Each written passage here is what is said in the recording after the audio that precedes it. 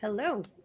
Good morning, good afternoon, good evening. Welcome to this week's edition of the This Is Not Therapy Hour, brought to you by Effective Artistry. My name's Marie. I'm an executive functioning coach. I work with Effective Artistry, and I'm joined as ever by Brandon Tessers, LCPC, Clinical Director of the practice. And today we're joined by Caitlin Miller, LPC, Therapist with Effective Artistry. Hi guys, nice to see you both. Hello. Nice to see you. Nice to see you.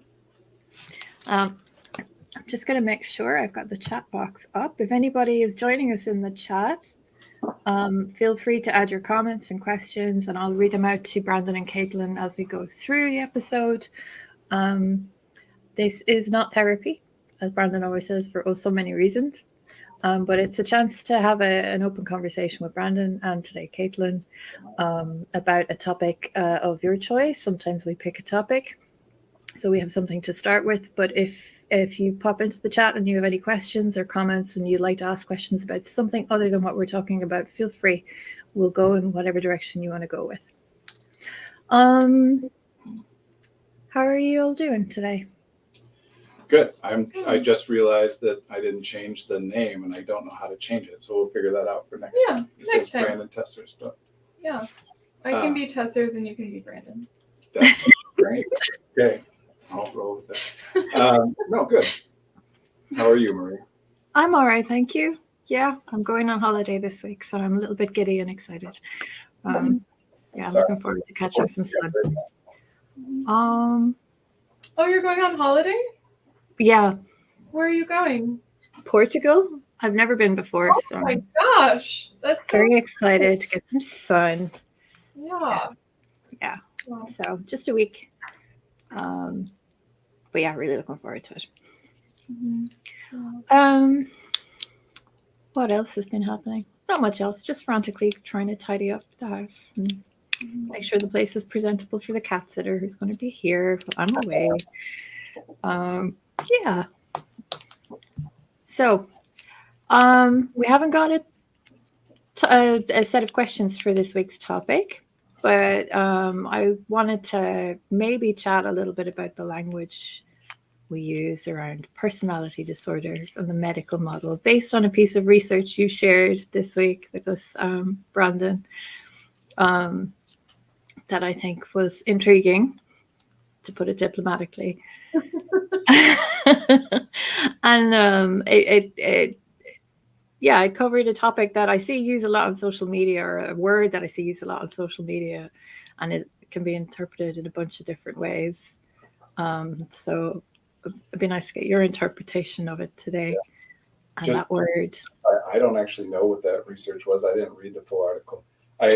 We in our G chat, our chat client, whatever, we have a room called research, which is sometimes I put things there that look intriguing to me, but I can't read at the time, so that I'll read them later. Sometimes I put things there because I think they're interesting and valuable for other people to read.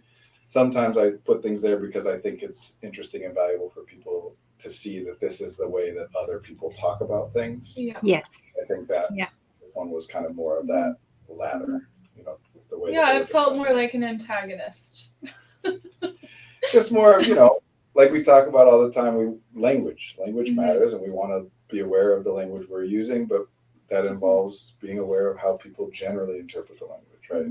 The narcissism, which is what that particular article was on, that term means something different to me than I think it means to most people. So I'm not going to go around using it the way that I mean it, because I know that people will likely interpret it. So it's good to be aware, and it's not about right or wrong. It's just about the different ways that these words and terms are used. These are different perspectives that people have, not bad ones per se, even though, like in this case, it is different than my perspective.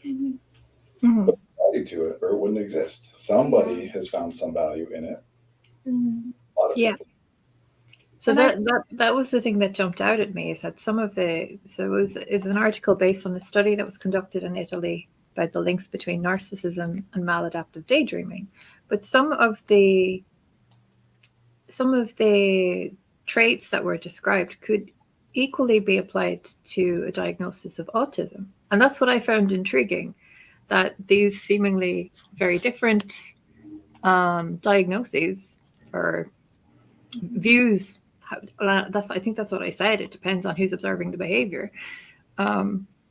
You could call it autistic behavior. You could call it narcissistic behavior, depending on who's doing the diagnosing or who's doing the observing. Yeah, and I feel like the effect on the person who's getting the label is so profoundly different to say you're a grandiose or vulnerable narcissist versus you seem autistic. Seems like just a slight difference in societal implications. So Sure. Honestly, I think something interesting about autism to me, the term, right? Most of us have heard that term so much that we don't think about it as like the way we think of newly constructed language. Mm-hmm. But the root of it, etymologically, AUT is the same as like autobiography or automobile, self. Autism, a person who is by themselves, right? That they are in their own world, which etymologically speaking, very similar to what we mean by narcissism, a person who is focused on or in love with themselves. So yeah, those two in particular, there's a lot of interesting overlaps in the ways that people conceptualize it and just the different connotations with different language. But I like that you mentioned personality disorders in general, because I like to talk about that category. And I guess I feel like from a colloquial perspective, people use narcissism versus autism as like you have some focusing characteristics and you're autistic and you don't harm others. But if you have self-focusing characteristics and you're narcissistic, then you do harm others, and that makes you a bad person, essentially. Well, I think there's a lot of truth to that, especially the way people tend to use it. But part of the reason I shared that article in particular is because it was talking about what they call grandiose narcissism as well as vulnerable narcissism. Yeah. Which, if people are not aware, I mean, I wasn't aware of that terminology until I saw it in this article, that what they're talking about is the two different types. Grandiose narcissism is kind of narcissism classic, like what everyone would think of, an inflated sense of self-importance and like in the movies. Delusions of grandeur and etc. A focus on the pleasure and enjoyment of the self versus others and etc. Lack of empathy is a big one, which also gets thrown in autistic people. Where vulnerable narcissism, a lot of our neurodivergent watchers, listeners, whatever, I don't actually know what the proper term, viewers? Viewers? I don't know. Would probably identify with. Vulnerable narcissism is described as having a hypersensitivity to the perception that others have of you, meaning you're worried that everyone thinks you're terrible in some way, or you're worried that people might have more negative opinions of you than you think, or that things will go poorly, or you're harming people even though you're not, or you're hyper. If you become aware that you've harmed someone, then it hits you in a much deeper way than it otherwise should or would. And that doesn't sound familiar to me at all. Every single person in effective artistry no, not at all. would qualify as a vulnerable narcissist. So I put it up because the joke to me was, the little joke I put up with it was, if you don't care enough about other people, you're a narcissist. But if you care too much about other people, you're a narcissist. Mm-hmm. So you got to care exactly the right amount about how other people think about things.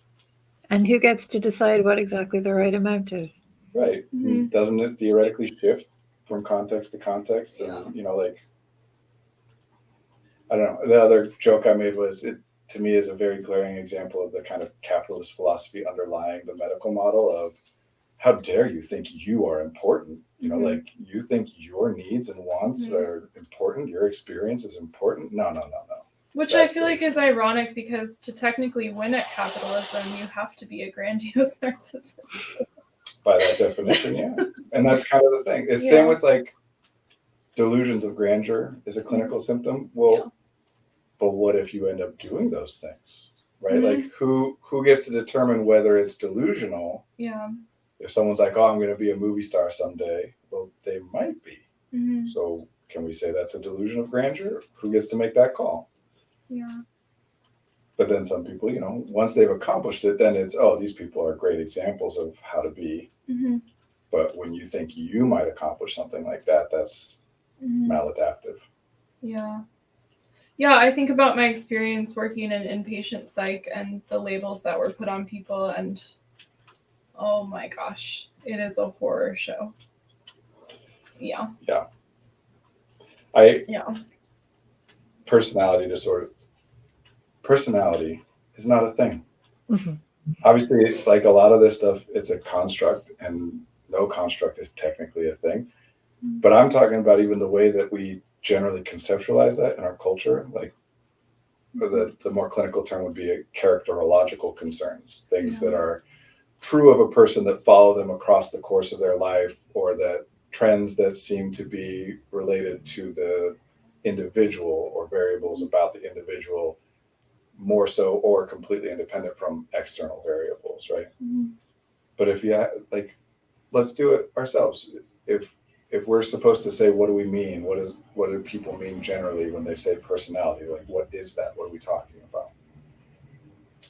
A confluence of observable behaviors that fit enough of a pattern that you can determine some like aggregate conclusion about how the person will then behave in various situations. And then like when I say that, I'm like, kind of sounds like BS a little bit. Well, like we're all just monkeys. Like this monkey likes to eat 2 bananas a day, like that kind of thing. yeah, I mean, I liked your definition of it. I think I would agree that that's generally what people are talking about, is there's an observed pattern of some type of behavior, which behavior always is including communication, like what people are saying, even self-report about their own, but some theoretically observed pattern of behavior that has some predictive quality to it based on the individual. Yeah. Which means that we are, whether we're taking into account the context when we assign that label of a personality, by the time we have made that assignment of it's a personality thing, we are making a statement that the context was irrelevant. Yeah. Yeah. That even if we did consider it, and usually we don't, but even if we did, we decided that wasn't what mattered. Like if we say that someone is shy, what do we mean? I'm mostly just stalling so I can get my tea. Oh, I can. What do we mean? I can try to answer. I guess if you take it back to the definition of personality, that on average a person tends to be less observably active in the average social circumstance, essentially. So if you were like watching a movie of the person, you would say like, wow, that person doesn't talk a lot, and they have kind of like cowering, like more like cowering body language, or maybe it looks like they're thinking a lot more than they're speaking. Yeah. I mean, I think it can also be from self-report, right? Someone can say that they're shy. Or that's true, yeah. But that would be how we would observe it without them being involved. But yeah, don't all of us have like social situations in which we are more uncomfortable or even very uncomfortable, and social situations in which we are not? So what exactly is the ratio of how often you must be uncomfortable, and how can we determine that that has nothing to do with other variables that are present? I mean, if sometimes I'm uncomfortable in a social situation and sometimes I'm not, there must be variables that impact that beyond just some core essence of who I am. And no matter how shy someone is, they wouldn't behave in ways that they or anybody else would label as shy in every single social situation.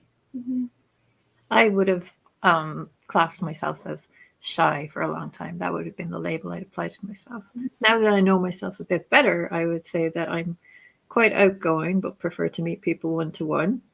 I get to know them quite well and have deeper conversations.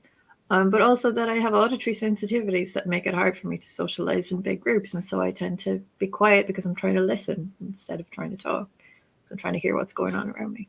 And I think it says a lot about how specific and also less pathological your second description of yourself was than just saying I'm shy.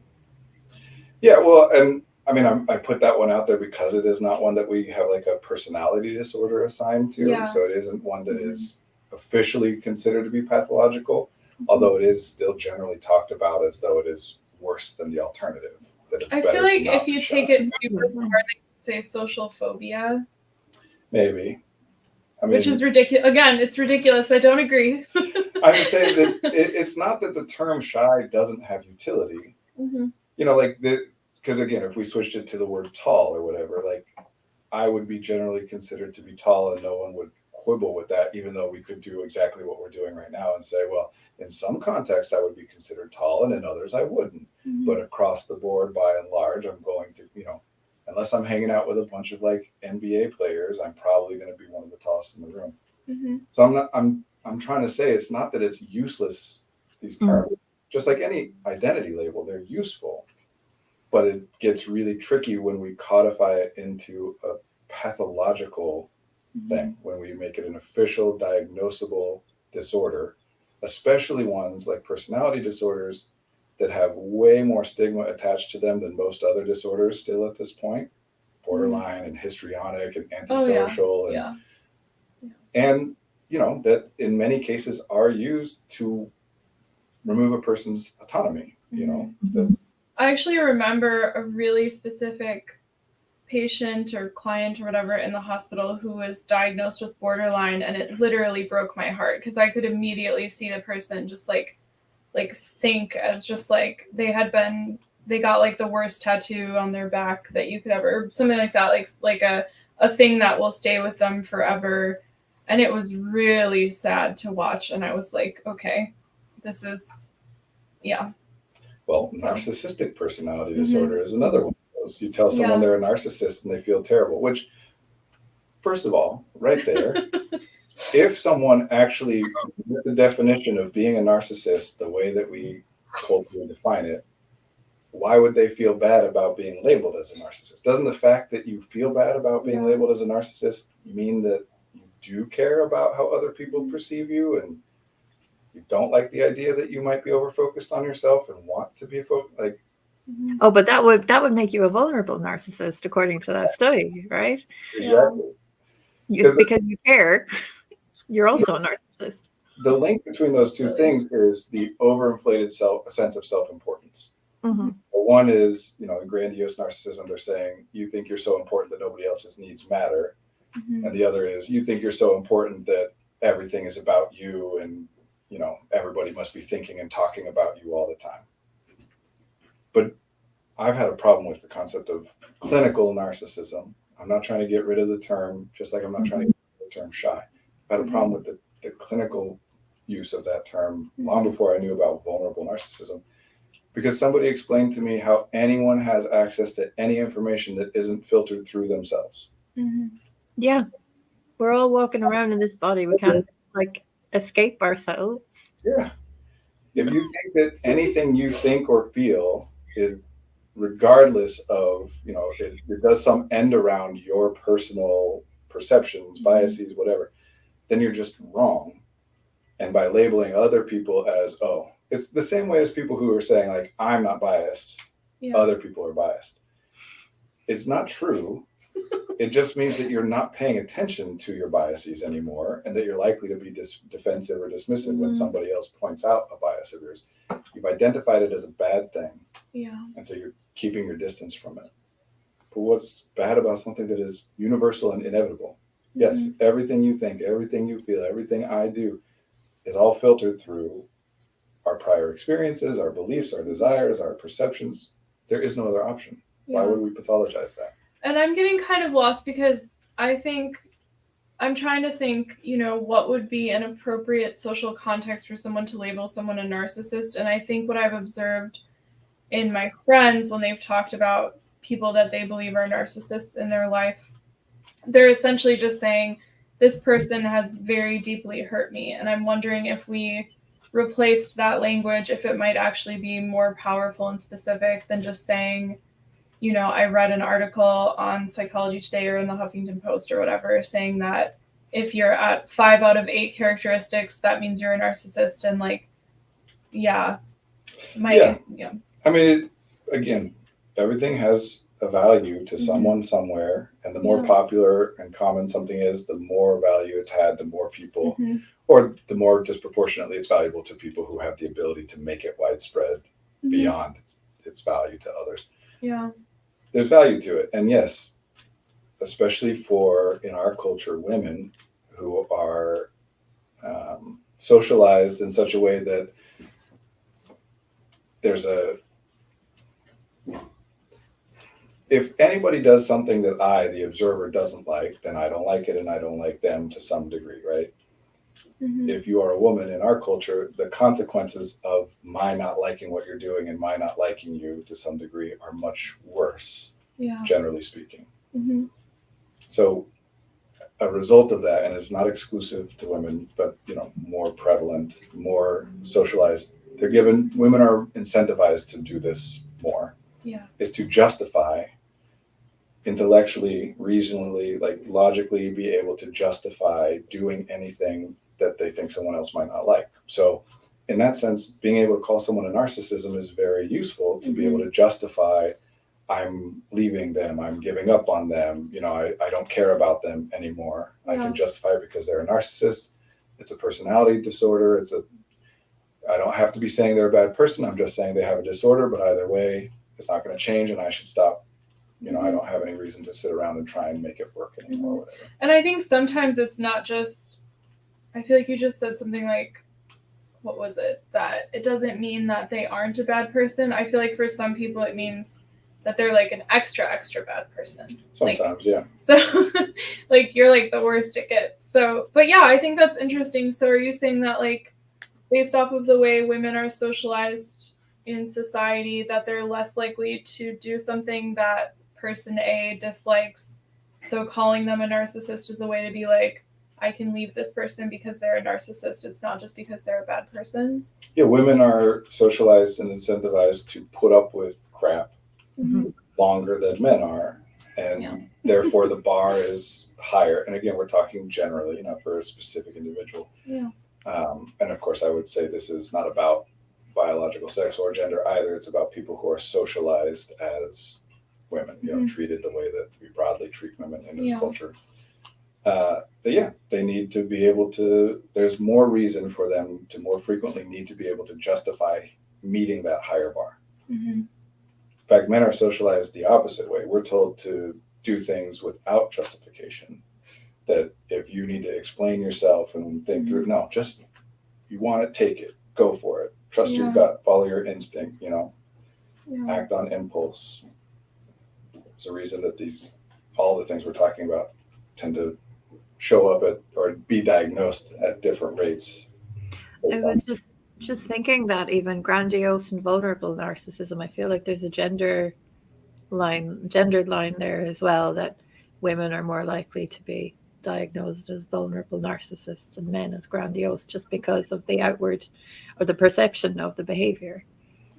Yeah, I don't have any statistical evidence of that, but that would be my here's what I'd say. I think grandiose narcissism more closely matches with a stereotype of a certain type of man, and vulnerable narcissism matches a stereotype of a certain kind of woman. I would actually bet that in both cases, women are diagnosed at a higher rate, though, because men, again, are supposed to care more about what they want than about what others want. We have a comment in the chat. Hi, thanks for being with us. It says, there's a very good book by a philosophy professor called Assholes, a Theory, where he defines a-hole as allows himself to enjoy special advantages in social relations out of an entrenched sense of entitlement that immunizes him against the complaints of other people. Yeah, okay. First of all, allow themselves to enjoy. It's something that I would consider myself to be progressive in my philosophy generally. I'm pro eat the rich and whatnot. But I think an important distinction here is we're not trying to make things worse for the people who have it good. We're trying to make things better for the people who have it bad. And in particular with eat the rich, that it's not like we're trying to punish. I know a lot of people are trying to punish rich people. It's that we need resources in order to make things better. And those are the people who have the resources. So we need to get those resources somehow, not a moralistic sense of justice or whatever. So as a general thing, I want everyone to be allowed to enjoy whatever the heck they enjoy. Now, sometimes the things that you are enjoying cause harm to other people, and you want to be aware of that. And I want everyone to be open to and able to hear it, which is the last part of that definition there, where it's saying they don't hear it when other people are pointing out to them that what they're enjoying is causing some harm to someone else, which is a problem. The sense of entitlement is purely a logical deduction. How would we measure a sense of entitlement other than to say they are not listening when we say that what they're doing is bad and they should stop? Or there don't seem to be any social consequences to this particular person getting away with whatever they're doing. Yeah, well, not just social, but any kind of consequences. Yeah. And I think that's what I was trying to get at before, is like that if you give someone feedback that they're harming you and then they continue to harm you, nevertheless, that is something that I guess we could call a problem. Yeah, but why does it need to be a characterological one? I don't think it needs to be. Oh, I don't think you do.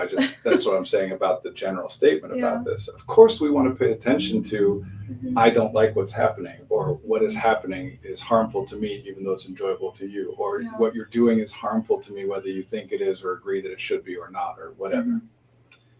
But to have to label somebody else in some across the board way, that makes the bar higher. Because what if I then look and say, well, they're not this way with everybody else, it's just with me. Yeah. And so I can't say they're a narcissist. It must be something about me. Like, who cares? It's what's happening. And B, if you treat narcissism as though it is a thing that people can have, or narcissists are a thing that people can be in some externally diagnosable way, guess who worries the most about whether they're being narcissistic? People who aren't. Yeah. Same with this. If you make it seem like that an asshole is a thing that a person can be in some way that they are unaware of, which is what that definition is, right? That they are, for some reason, because of a sense of entitlement, they are not hearing it. They're not aware of the fact that what they're doing is harmful to others. Guess who's going to spend most of their time worrying about whether or not they're an asshole? Yeah. These things are disproportionately harmful to the people that they are not describing. How many of us sit around and wonder, especially neurodivergent people, have spent a lot of time and energy in our lives sitting around and thinking, am I a good person or a bad person? Do I do the things that I do because I'm good, or because I think that's what a good person would do and I want to appear to be good, or, you know? And there are so many. Go ahead, Marie. Sorry. I was just going to say, because we have what you've called before, some of us have what you've called before, a social sensitivity. So we're sensitive to social data, and we're, I guess, gauging the impact of our behavior based on the responses of everyone around us. It's just constantly collecting data. And so, we are kind of more self-absorbed sometimes, but not for nefarious purposes. More than what, though? I guess more than the average. If we're calling ourselves neurodivergent, we're saying we're diverging from the general population in some. In this case, we're saying that we're more self-absorbed than the average person because we spend more of our time worrying that we are harming the average person. We're more self-absorbed by the idea of being self-absorbed. Yeah. All that means is, again, no one has access to information any other way than through their own experience, filtered through their own. Other people telling me stuff is still interpreted through my experience. No one has access to information any other way. Some of us might be more aware of that limitation than others. Others might think that they have, that the things that they think and the things that they know are true, not just their best understanding of what's true. Some of us might be more concerned about that limitation than others. Some people might say, yeah, that's how it is and who cares? And some of us might say, oh man, I wish that I knew more. Yeah. And in particular, especially the neurodivergent people, some of us might have different ideas about what the other people are experiencing, that we might think that, yeah, I only have access to information through my own experience, unlike normal people who actually know stuff in some other theoretical way. So if we're calling ourselves self-absorbed over that and agonizing over it, all we're saying is, sucks that I can't know anything except for the things that I know. And yeah, agree. But and then you're kind of stuck on a problem that's an inevitable truth. So why don't we just skip over it? Sometimes, I mean, live a little in a general way, but in specifics, like sometimes that gets us to get more information. Yeah, I certainly ask people a lot about whether what I'm doing is harmful to them. And honestly, I worry, as many of us do, that the extent to which I ask that might in and of itself be harmful, that I'm pestering people to make them tell me that I'm a good You person. just can't win, Brandon. Because you can't care too much or too little about what other people think. Yeah. How would anyone evaluate that? You're just doing your best. Mhm. And if you're not worried that you might be doing it too much, then you don't try to do it less. And if you're not worried that you might be doing it too little, then you don't try to do it more. Mhm. If you think you're doing it the exact right amount, then you don't really pay attention or try to change anything, which, hey, maybe that means you are doing it the exact right amount. Or maybe it means you're not and you just don't notice. And Mhm. what are we doing here? And that's where my aunt and uncle are just like, calm down, Caitlin. just like chill out. It's not generally useful unless we Yeah. contrive very specific circumstances like this here, where we have made it useful, the things that we are already thinking and discussing by sharing them and telling people about what we're discussing in a certain way, we're hoping to make it useful. I mean, a lot of therapy is that the things that I think and feel and the way in which I communicate, that's happening one way or the other. At least this way, maybe it's useful to somebody. Yeah. Yeah.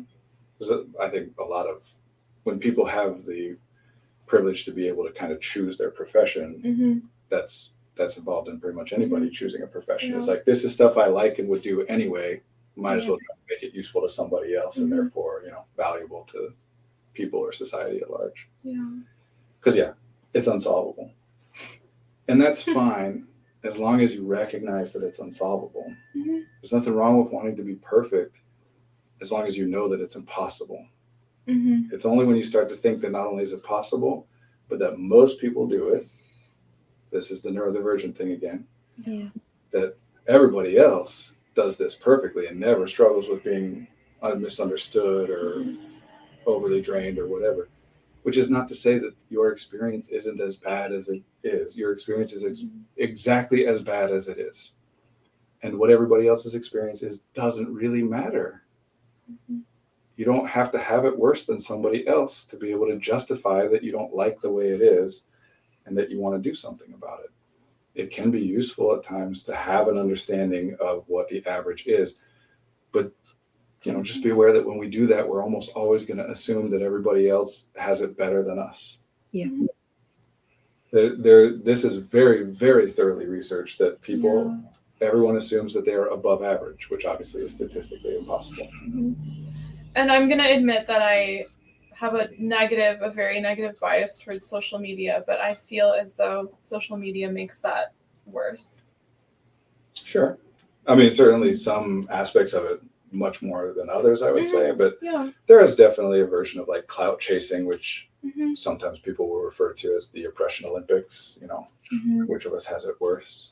Well, and I was also thinking the opposite, like through creating a false narrative online that you are having just the best moments of your life or all the moments of your life, that can make other people feel like, oh, well, this person went on this amazing vacation and what am I doing with my life? Or sort of like those little snippets of what moments are Instagrammable and what moments do I not admit happened.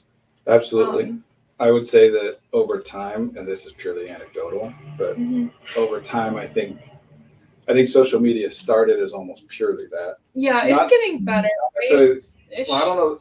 I mean, I'm still off of it. And I will probably always be. I think, as always, we don't have to like assign ill intent, like when you first get a thing that's here, share stuff with people, it's understandable that your first instinct is going to be, well, I'm only going to share stuff that's like worth sharing. I'm not going to just say, hey, everyone, I stubbed my toe, right? Yeah. And so we start that way, and as a consequence, it ends up that people are only sharing cool, awesome stuff. Back in the day, people did slideshows after their vacations and whatever, but we didn't do that with our depression, like get everyone together for a slideshow. Yeah. I do think over time it's shifting, not so that that's gone, but there is definitely a lot more of people who are either both. There are people who are attempting to be very authentic about good, bad, whatever, just representing themselves authentically. Yeah. And there are also people who are talking only about the bad stuff or predominantly about the bad stuff, how rough they have it, which people will people then talk about that being like a victim mindset or complaining or what. No, it's communication. I would assume that's their experience. My question is, why have we constructed things in such a way that they think they need to justify it instead of, because again, especially with women, that happens with all kinds of people, instead of saying, you're not allowed to ask for anything unless things are really bad. And then when you say things are really bad, say, how dare you talk like everything's bad all the time? Why not just say, you're allowed to ask for whatever you want whenever you want? You're not allowed to just take what you want or force people to do, but you're allowed to want it. You don't have to justify it. Yeah. Well, and this is a little bit of a tangent, but I feel like algorithms incentivize people to be on either of the most extreme end as well. Like, this is either my darkest moment of, I don't know, I'm tempted to use the word oppression, but I feel like that could be construed in a very negative way. These are my darkest moments, these are my greatest moments, and this is what'll get the most kind of attention. I don't know. I don't know enough about algorithms to know that, but maybe. I think I was listening to a podcast recently about it, and it seemed like a reputable source, and they were mentioning that, but within the context of like extreme news stories, where it doesn't really matter the level of truth, but like if you have a story, about novelty in that case. You know, man bites dog. Is that a thing that people? I should explain that reference. Man bites dog. Man bites dog is an old. It's a truism about what makes something news. Dog bites man is not news. It happens every day. But man bites dog. Now that's news. News things which are newsworthy are things which are uncommon, good or bad. Yeah. But there is also again, research is worth what it's worth. It doesn't mean we cherry pick, right? But there is a psychological phenomenon that's researched and documented of, if there's a group of people who all agree on a certain thing, that group will eventually move further and further and further to the extreme, because each individual will want to differentiate from the group without disagreeing with the group, so going even further. And then everybody comes for it, and then somebody's going to go even further. And now we live in two worlds, or maybe two, and some of us in a third. I don't know. There was a book, I don't know how long ago, but that's where I first heard about this, was an NPR interview with the author of a book about the fact that, like, you can drive through, in the States anyway, I don't know anywhere else, but that you can drive through neighborhoods when you're looking for a place to live and look at environmental cues and make a pretty good guess about, like, oh, the people in this area have these political and philosophical beliefs, just based on like what they have on their houses and stuff. Yeah. Separating out. Anyway, personality disorders. Big consequence. I feel like there's some, I don't know, I could say a lot of very political things, but This is all political. You know, it is, I agree. Most people don't know, but neurodiversity was explicitly proposed as a political term. It was intended to be political. It was not intended to be psychological, psychiatric. You know, like, that's why later on we came up with the idea of neurodivergent. That's why everyone still is struggling with neurodiverse as a identity label. It's not meant to be a label. Can you talk about what the intended implications of using it as a political term were? Well, specifically that it's a rejection of the medical model, or a response to the medical model. That the idea that if we're saying that a way of being is deficient, pathological, right, which is the medical model, that all the disorders are pathological, illness. Notice that I try very hard to avoid using the term mental health, and I don't talk about being healers or healing people or any of that stuff. Because that means that we're saying that your experience, if it matches certain parameters, is either an illness or the result of an illness or an injury. Well, but then who gets to define what healthy is? Yeah. Who gets to say, right? Like you were asking earlier, Marie, who gets to say you have too much of a focus on other people's perceptions of you, or you have too little of a focus on other people's perceptions of you? Yeah. Am I autistic or am I narcissistic? It depends on who's observing the behavior. Right. This is why you can't actually be neurodiversity affirming without being supportive of self-identification. If you're saying that someone has to have an actual, like, clinical diagnosis by an officially, trained and licensed person, That's not neurodiversity. That's the medical model. Yeah. And it's still in the medical model. I still would prefer that people use neurodiversity terminology. Mm-hmm. It's a step in the right direction. Yeah. But it's a different thing.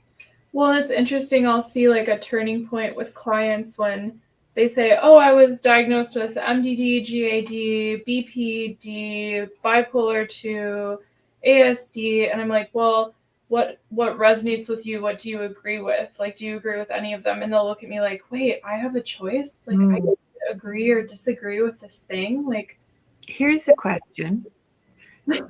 Don't they all in some way fall under the neurodiversity umbrella? I would say, yeah.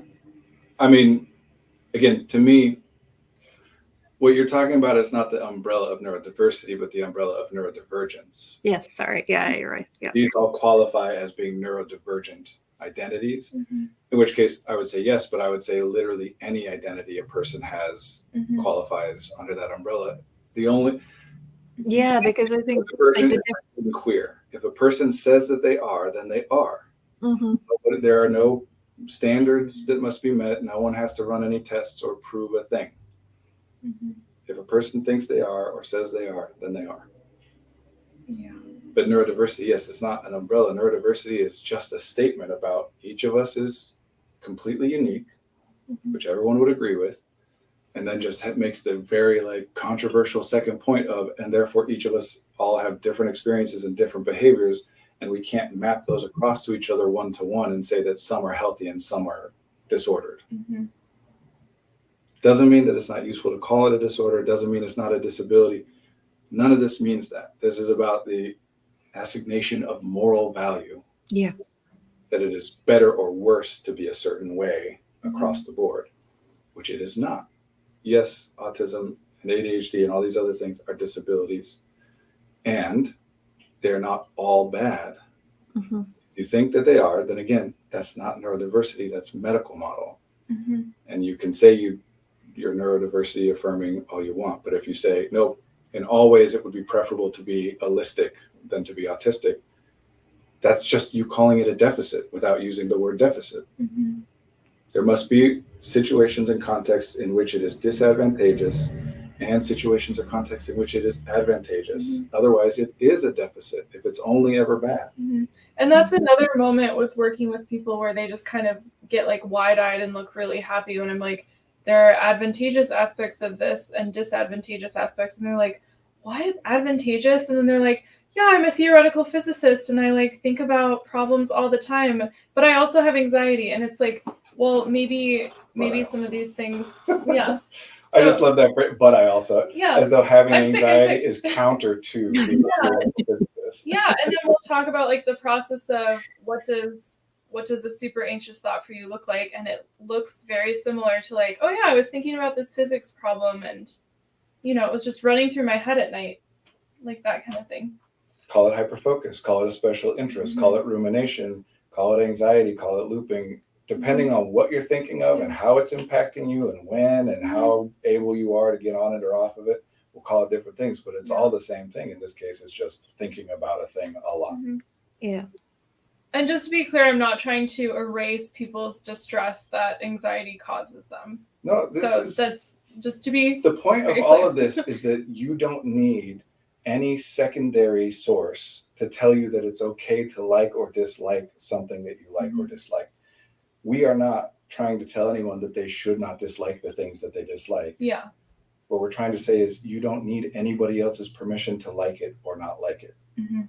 If you don't like it, there's things you can do, or maybe there's nothing you can, like the specifics matter. Nobody's saying that this is, well, we are not saying anyway. Other people do say everything's a choice and you choose your attitude and whatever. No, I'm not saying that you can just change everything if you want to, or you're only suffering because you have the wrong mindset. That's some medical model nonsense. Yeah. We're trying to break that. If you like it, that's a good enough reason to like it. If you don't like it, that's a good enough reason not to like it. What you do about it is separate from whether or not you like it. Mm-hmm. We're just, as a society, very over-focused on the intellectual analysis of things, like why we call people narcissists when they're abusive instead of just saying, no, they're harming that person. Mm-hmm. Yeah. It doesn't matter whether they're a narcissist or not. Mm-hmm. unless it gives somebody permission to say, no, I don't care about them anymore. Well, and also sometimes I notice it gets people lost in the weeds. So like if someone is actively abusing them and they're like, is it narcissism? Are they a sociopath? Do they have BPD? Is this based off of their trauma? Is this a like learned behavior from the society they grew up in? And then it's like they're still getting abused, and it's like, what do we do about the actual harm this is literally causing? I've said before, the only question that matters is what do we do next? Mm-hmm. And all those other questions are useful questions as long as, or insofar as, they help us to answer that one. Yeah. Sometimes it's helpful when we're struggling with something and we're trying to think, what do I do? How do I resolve this? It can be very helpful to say, well, why is it happening? Maybe it's trauma. And if it is, then I would try X or Y and it might work, in which case, great. Yeah. But if I say maybe it's trauma and therefore I try X or Y and all the things I would try if it's trauma and none of them work, but I have identified, no, this is trauma, then I don't look at anything else. Then I just start saying, man, even the stuff that works for people who are traumatized doesn't work for me. We just get stuck sometimes. And again, that's not on any individual person. We're all being messaged stuff. Yeah. None of us exist in a vacuum.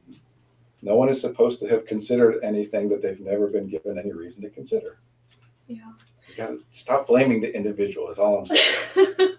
And I noticed go ahead, Marie, sorry. I was just going to say on that note, like people who are given the label of narcissistic personality disorder, other people are told just avoid them. They can't be cured. They can't be healed. There's no saving them. Steer clear. Like, how does that help anybody? How does it help the person who's being labeled that?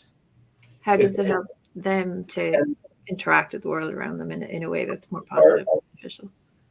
For the most part, and this is, an assumption on my part, I don't have data to back this up, but for the most part, I think that's an abstract concept, not an actionable one.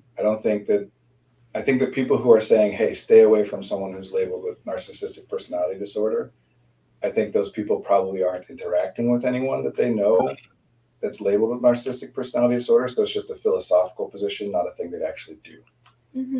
Like if their friend said, hey, I just got diagnosed with narcissistic personality disorder, would they actually be like, oh, you're out of my life? Or would they look more closely? It's the same way that people on the other end of the political spectrum would say, stay away from queer people. Like, ooh, that one stings. Well, I'm just, a lot of these people will say that. And then as soon as it turns out that their child or their brother or someone they care about is queer, then they change their things only look simple when they don't affect you.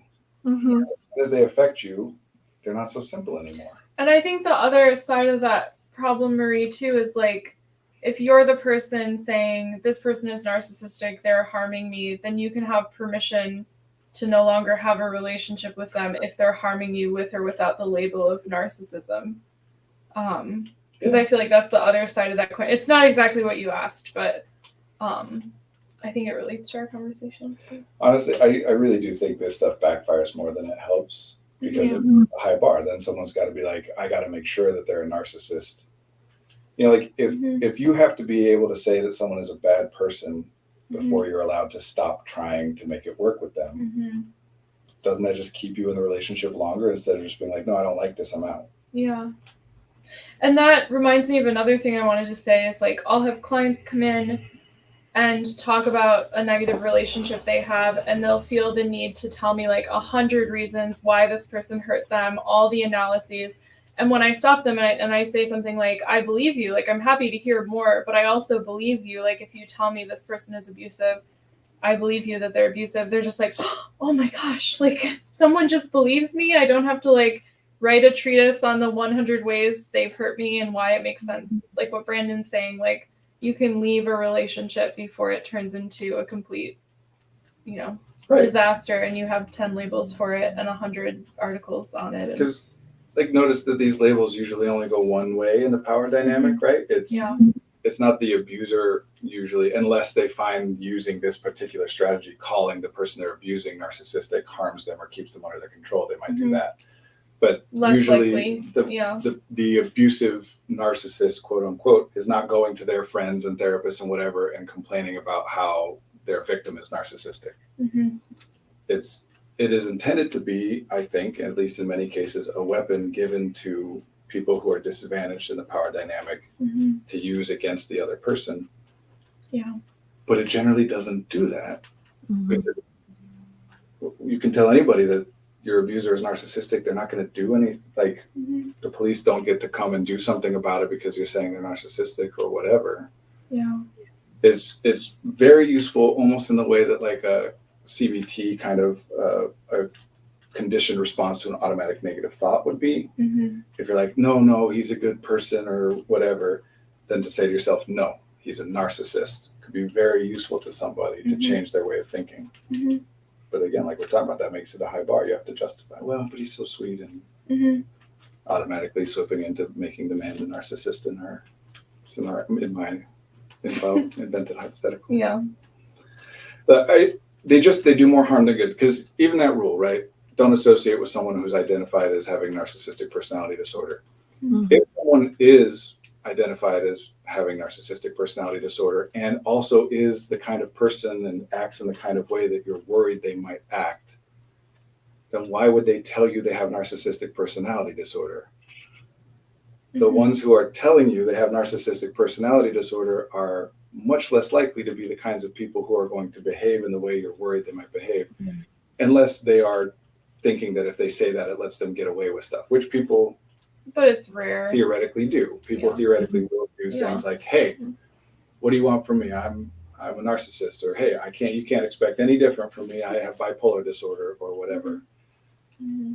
Any label that is given, this is getting back into political philosophy. We also stuff have again, but 6 Yeah, minutes. that's label given to the disadvantaged party is co-opted by the powerful party. Mm-hmm. You give the powerless people a term that helps them, and the people with the power say, oh, I'm going to use that term for my benefit now.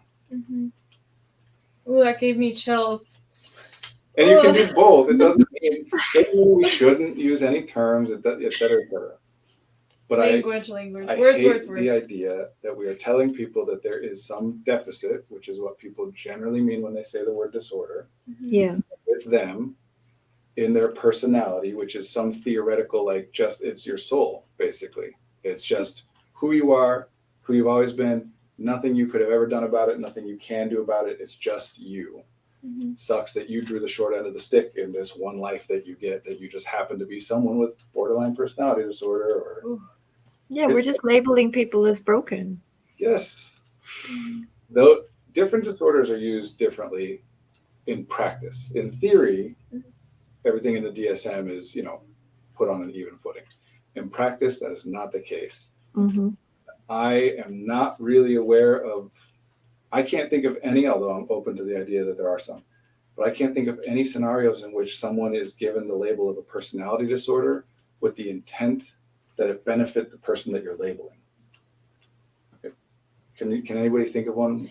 I do think, this is just immediate thought, but I do think there's a new kind of community, and again, I'm not on social media, but of people with borderline personality disorder who talk about it as like this label is actually like almost trying to like, what is the word? Like where you take the label and you're like, everyone reclaiming. Yeah. But even then, that's an example of those people were not given the label with the intent of it being helpful to them. Yeah. They're just finding a way to make it help, which is awesome.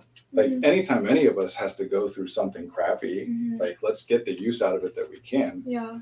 Doesn't mean that having to go through the crappy thing is valuable in and of itself. Like no, you get the benefit you can get out of it because you had to do it. And I'm not surprised that out of like borderline narcissism and sociopathy or antisocial personality disorder, that the immediate idea was, oh, borderline has like a thing online to like respond because of the types of people who tend to get diagnosed with borderline versus Women, you mean? Yeah. Or like I've seen a lot of queer people, like non-binary folks, like just people who have been socialized as women. People who were seen as women by the diagnostician. And a lot of it reminds me of like, it's almost like whispering the word hysteria without saying it. Mm-hmm. Like, it's just hysterical. No, it is straight up hysteria. Yeah. Yeah. And there's still histrionic personality disorders. Just like but- in the DSM, in case anybody cares, there is an official disorder called female sexual arousal / interest disorder, Ugh. which is characterized by a woman not being as interested or aroused by sex as they theoretically should be. To the credit Oh of my most people God. who explore this, that is theoretically at least intended to be applied to a woman who is saying that they are caused distress by the fact that they don't feel as though they are as interested or aroused as they should be. Still super informed by cultural Yeah. processes, and there is no male equivalent disorder in the DSM. Yeah. Yeah. There is no such thing as male sexual arousal / interest disorder. There's erectile dysfunction. That's it. Yeah. The assumption with a man is that it's a biological issue, Yeah. which we've put a lot of work in. I wonder why. Yeah. All of these things can We be have 1 useful. minute. For real. Yeah. Crap. For real. What should we do with that, man? I feel like we're not. We should just Resolve smile and on say, things. Marie, this was so nice. I really enjoyed this conversation. Normally we have a list of questions, but this week it's been kind of freewheeling, and it's been. And I like the arsehole comment. That was fun. That was fun. I was trying to crap on the book. I'm just saying, the people who buy that book are probably not people who are assholes. You know what I'm saying? Like that information is not being shared with and therefore useful in the process of making it so people who are assholes stop being them. Yeah. It may be helpful for people the same way we've been talking about all this other stuff to be able to say, oh, they are such and such, and therefore I can stop trying to make it work. Mhm. But that comes with the side effect of also then worrying that you might be one sometimes. Yeah. But I'm interested in the book. I appreciate them sharing the recommendation. That was a nice mic drop moment. I felt weird even saying it. I feel like we need a content warning for this week's video. Oh my That's the name of the gosh. book. What are we supposed to do? I have to say it. My final question before we go: isn't everybody a little bit narcissistic sometimes? I mean, If we have to answer yes, it depends on what you mean by the term, but that's Yeah. why it's a problematic term to turn it. Yeah. That's like saying, isn't everyone a little shy sometimes? Yeah. Mhm. Isn't everyone a little tired sometimes? Yeah. Like a little excited or sad or literally, yeah, Mhm. everyone is. Except for this one has a clinical diagnosis attached to Yeah. the word. So then it gets real confusing. And honestly, I know we don't have time, but this is a lot of what's causing problems with the use of terminology like autism and ADHD and those things as well, is we're using, like autism in particular, is a term that is getting used more and more to mean a thing that is separate from the meaning of autism spectrum disorder. Mhm. That the stuff that qualifies a person for a label of autism spectrum disorder falls under, it's a subset of what we mean by the word autism, in the same way that being an introvert falls into the subset of being shy, but is not the whole thing. Yeah. And this medical model nonsense, that's why I'm pushing against it so hard, it gets in the way, because then everyone's debating whether we can use the term autism because research shows blah, blah, blah. Well, the research is based on the medical model. Yeah. Because any autistic person involved in any research study on autism has to have been clinically diagnosed as autistic. There are no research studies where they're saying, we just get a vibe that this person's autistic, that's why we included them in the group. The two things do not go together. And I'll say, I know we need to get going, but I just thought this was interesting. There's a very strong correlation between people who are diagnosed with autism spectrum disorder and people whose fathers or grandfathers or uncles are engineers or university professors. So everyone can have fun thinking about that and what it might mean. in And our we'll talk culture. about it next week, so you have to tune in again. It's necessary. Yeah, do join next week. Don't worry. Sorry, just a message in the chat apologizing for not censoring the word. No, it's fine. Oh no, It's fine. it was like one of my favorite moments. I really appreciate you sharing it with us. That's what I'm saying. We're not going to Yeah. censor the title of a book. If you had been calling one of us that, then Yeah, we censored it, but hopefully still said it because I would have wanted to know. Mhm. The title of And the I book would that have you're cried. sharing. And I appreciate you vulnerable I narcissist. know, I'm so bored. Now you're going to be worried about me calling you a vulnerable narcissist. Yeah. I get to be worried about it forever now because it won't leave my And I'll mind. worry about having called you that. Yeah, it'll be We'll so both dramatic. worry. So drama, so much drama. Gotta go. Thank But you. that's a great place. thanks both for being here. This is Good fun. to see you both. Yeah, thank you so much, Marie. And I won't be here next week, but Caitlin, thank you. You'll be hosting Yeah, next we'll week. be here. Yeah. Thank you very much. And I look forward to seeing you again in a couple of weeks' time. But yeah, for everybody else, tune in next Monday. Take care. Thanks, everybody. Bye. Bye.